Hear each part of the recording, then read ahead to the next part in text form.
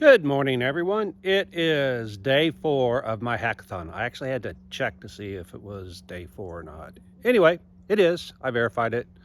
So, I got lucky. That's all I can say. Sometimes it's skill, sometimes it's luck. I'll show you what I'm talking about. All right, so I was making this call a running board. I don't know what you call it. Anyway, it's the piece that goes at the bottom of the body. Okay, and what it is I'm going to lower the body on the C2. So I bent this piece of metal. Again, I used too thin of a sheet of metal. So I put the gel coat on it. Sorry, it's early in the morning. Put the gel coat on it. That went well. It caused the curing of the gel coat, caused the metal to curve. So I got some boxes that I had sitting around and taped the metal to the boxes and then taped the metal to the table, forcing it back to a 90-degree angle or as close as I could get. Now, I already knew that masking tape doesn't work real well because once the resin hits it, it softens up the glue and it doesn't hold as well. Well, sure enough, as I put the resin on there, the tape started letting loose.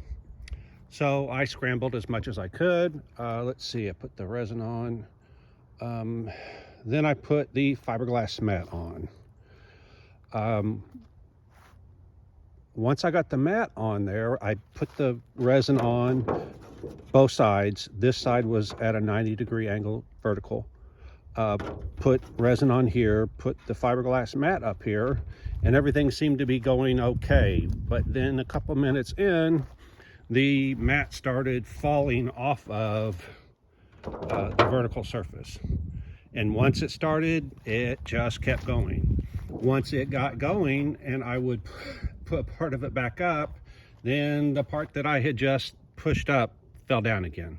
This is one of those cases where I really needed another person to help. Didn't have it, so I was scrambling. So the next thing I did, I quickly grabbed the fiberglass cloth and put it on top. And then I used a Bondo squeegee. It did not look like this when I started. And I ran across the surface. That helped, but it still didn't fix it. What happened is it not only fell, but it sagged. So this area right here was actually bunched up here. And I actually had to pull it. Any of you that have dealt with fiberglass mat knows that once the resin gets to the binder, it starts dissolving the binder. So you no longer have a solid sheet of material, you have a bunch of fibers. Luckily, apparently I caught it right before it got to the unmanageable stage, but it was, let's say, difficult to manage. So I had all this area bunched up in here. So then what I did was I went and got my cloth on there and the squeegee. First I did the bottom part because it was relatively easy to do. Squeegeed across it to get out the excess, to spread everything out and get it flat, get it pressed against the metal. Then I started working on this other side. What I ended up having to do was untape everything and turn it to where this side was horizontal as well. As I started running the squeegee across, the fiberglass started curing, the resin started curing, and it didn't want to run smoothly across there. So then I had to run in the house and go get some wax paper. And so what I did then was I put wax paper on top of it. What this did was it allowed the squeegee to smoothly run across the surface. So that allowed me to squeegee it to get it as good as I could. And so you can see I was quite liberal with my use of wax paper. All right, and the wax paper doesn't stick hard. It does stick a little bit, and then in some cases actually the wax paper gets embedded in the fiberglass. Like right there, I can see there's an edge, but I sure can't get it off. So wax paper is going to end up staying there. No big deal. It would be a big deal if this was going to be a painted surface, because that means I would have to sand off the wax paper, and the whole idea was to minimize any amount of finish work I have to do. And you can see once you get an edge, it peels off. By the way, heavy fog. There's fog this morning, you can see. And fog also means heavy dew. I thought that putting stuff under a cover would protect it. Come to find out it doesn't. Everything, even if it was under, see, I've got my tent cover there. Even if it's under the tent cover, it still had moisture all over it. All right, so I was expecting to see a disaster this morning. I was expecting that somehow I messed up when I taped everything down. What I ended up doing, I'm sorry, I left that part out, was instead of taping the boxes, what I did was I actually set the boxes on top of it. Since I had the wax paper here already, I knew the boxes wouldn't stick to it. So I put the boxes inside of here and then taped this to the boxes. All right, I was expecting to see an absolute disaster here. You can see there are some spots right there where there's air pocket there, there's air pocket there. So the question is the air pocket just in the wax paper, or does it go through, there we go, through to the fiberglass cloth, or does it go all the way down to where if I pull this out, it won't come. I thought it would come easier. If I pull this out, I'm actually going to see, there we go, the gel coat, which would mean the gel coat's not supported. Gel coat's not strong by itself. So that would have been a soft spot. Here we go. That would have been a soft spot that from the back side easily could be damaged later on doing body work. All right. So you can see from the color change how thick the resin is. See, the resin's kind of heavy there. It's really light through here. I mean, that's okay as long as I end up with it.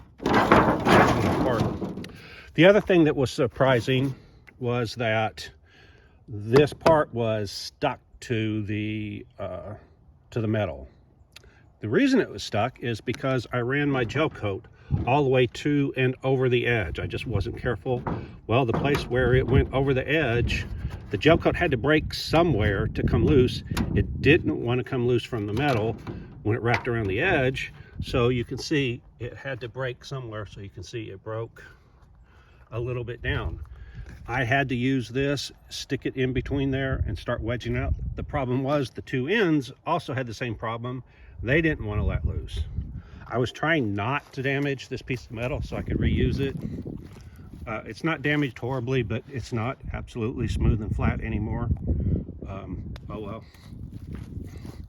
It didn't take a lot of work to do that. Let's say that's an hour. Okay, so this is the back side. Let me flip it up. And there you can see the front side. This is what I really cared about. And this is where the luck came in. You can see that jagged edge where the gel coat did that. If I wouldn't have run it over this edge, if I would have stopped an inch short of here, it would have made that a whole lot easier. Live and learn. I learn a lot. I learn every time I make a new part. All right. So if you look, you can see that while it's not perfect, it's pretty darn good. I don't know if you can see down there. It's not perfectly flat, but it's enough to where the amount of body work required afterwards is going to be minimal.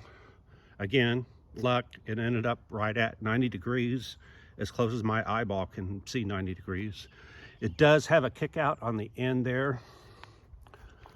I don't know if that's a permanent thing. All right, so you can see, maybe you can see about the last 8 inches or so, this starts curving out. I wish it didn't do that. Maybe if you look right, yeah, you can look, see there's the curve. Wish that curve wasn't there.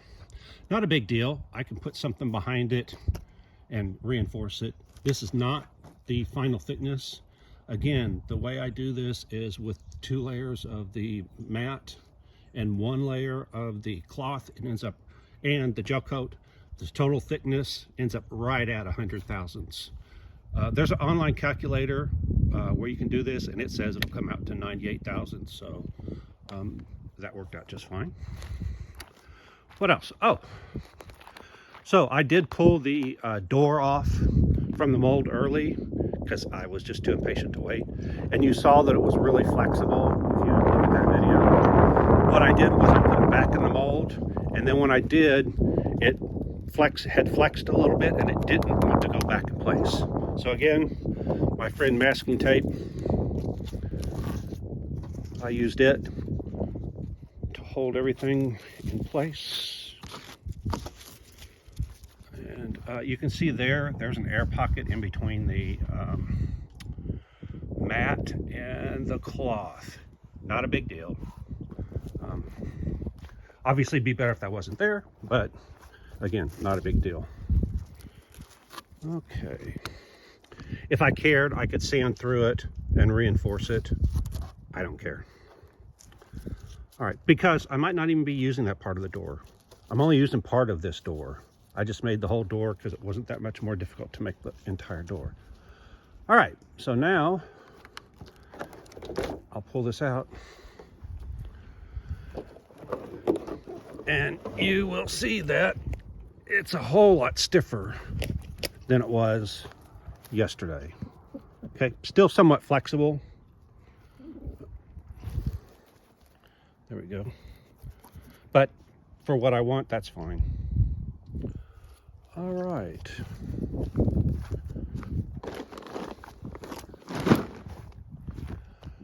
There we go.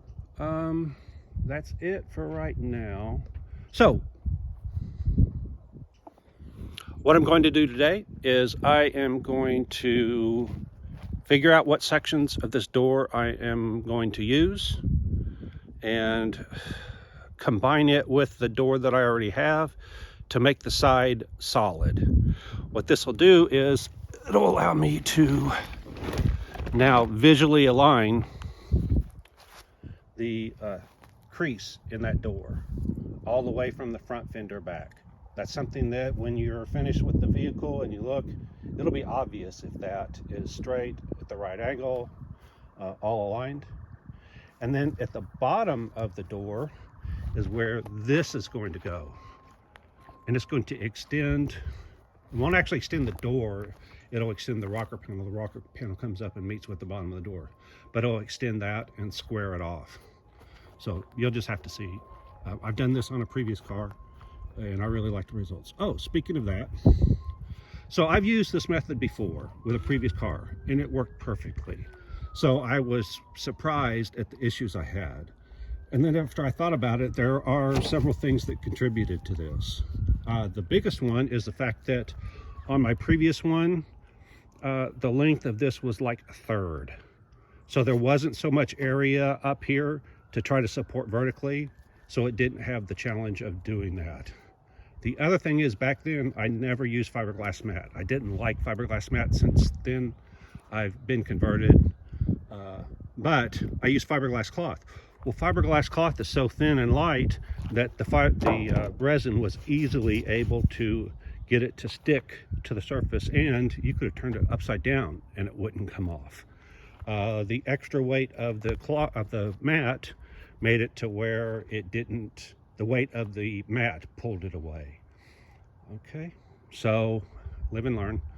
You could still do something like this the way I did, but you would have to use the cloth first to get a couple layers down, get them cured enough to be stabilized. Then you could reinforce that with the mat. The other thing is, next time I do this, I'm going to get heavier metal. And what I'm going to do is I'm going to do it in a V. That way, no surface is completely vertical. So I'll be using gravity to help instead of fighting with gravity.